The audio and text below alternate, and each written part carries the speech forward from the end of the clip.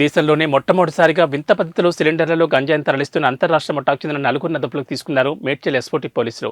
ఆంధ్రప్రదేశ్ నుంచి ఉత్తరప్రదేశ్ ఆగ్రాకు కార్లలో ఎలాంటి అనుమానం రాకుండా గ్యాస్ సిలిండర్లో గంజాయి నింపి తీసుకెళ్తుండగా మేడ్చల్ జాతీయ రహదారిపై తనిఖీలు చేస్తున్న పోలీసులకు అనుమానాస్పదంగా పట్టుబడ్డారు.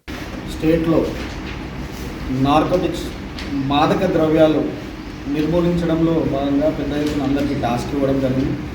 ఆ టాస్క్లో భాగంగా సైబరాబాద్ కమిషనరేట్లో ప్రతిరోజు కూడా స్పెషల్ టాస్క్ చేస్తూ దాదాపుగా గాంజా ఎవరైతే అమ్ముతా ఉన్నారో, మాదక ద్రవ్యాలు ఎవరైతే అమ్ముతా ఉన్నారో వాళ్ళందరినీ పట్టుకోవడం జరిగింది.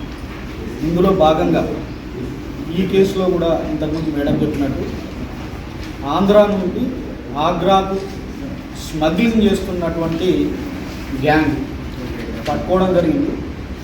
దీంట్లో మనకు ఇన్ఫర్మేషన్ రాగానే ఎస్ఓటీ మేడ్చల్ ఇన్స్పెక్టర్ గారి ఆధ్వర్యంలో స్పెషల్ ఆపరేషన్ చేస్తూ మళ్ళీ తర్వాత లా అండ్ ఆర్డర్ కోఆర్డినేషన్తో జాయింట్ ఆపరేషన్ చేస్తూ పెద్ద ఎత్తున దీంట్లో ప్రత్యేకంగా చెప్పుకోవాల్సిన అంశం ఏంటంటే ఇప్పటి వరకు కూడా గ్యాస్ సిలిండర్ను ఉపయోగించి మనం అందరం ఏమనుకుంటామంటే అందరికీ తెలిసిన విషయమే, ప్రతిదీ కూడా సిఎన్జి గ్యాస్ సిలిండర్ దానికి అటాచ్ చేయడం జరుగుతుంది. మనం డిక్కీ ఓపెన్ చేసి మన టీంలు ఎప్పుడైతే చెక్ చేస్తూ ఉంటారో అది గ్యాస్ సిలిండర్ కాబట్టి సిఎన్జి సిలిండర్ కాబట్టి ముట్టుకోం మనం. సో దాన్ని మోడిఫై చేసి కట్ చేసి మన దాంట్లో దూర్చి దాన్ని స్మగ్లింగ్ చేస్తాం. ఇది ఎట్లా పట్టుకున్నారు అంటే ఏదైతే సిఎన్జి సిలిండర్ ఉందో దానికి మా ఇన్స్పెక్టర్ గారి ఆధ్వర్యంలో టీం చెక్ చేస్తూ ఉన్నప్పుడు డిస్కనెక్ట్ అయ్యి ఉన్నది.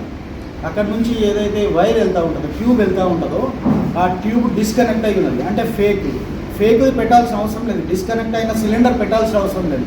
ఏంటి అని గట్టిగా ప్రశ్నిస్తే కొద్దిగా పోలీస్ లెవెల్లో కొద్దిగా గట్టిగా ప్రశ్నించడంలో భాగంగా అతను సార్ దీంట్లో గ్యాస్ సిలిండర్ని కట్ చేసి దాంట్లో ఎంతైతే పడుతుందో దాంట్లో పూజ చేసి అనుమానం రాకుండా ఇది చేస్తున్నామని చెప్పేసి వాళ్ళు చెప్పడం జరిగింది.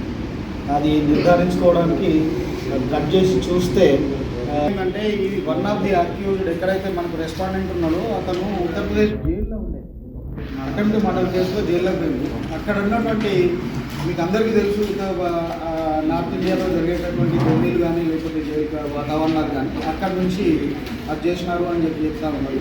మళ్ళీ తర్వాత మనం రిమాండ్ చేసి మళ్ళీ పోలీస్ కస్టడీ తీసుకొని ఇంకా ఎక్కువ విచారించి ఇంకా తీసుకుంటాం.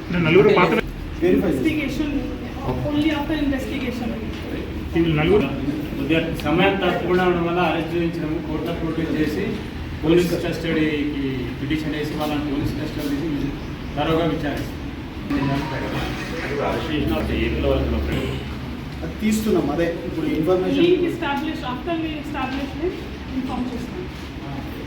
ఏమో అతను చెప్పిందండి. Preliminarily, 4 people are from Uttar Pradesh. Rest after investigation.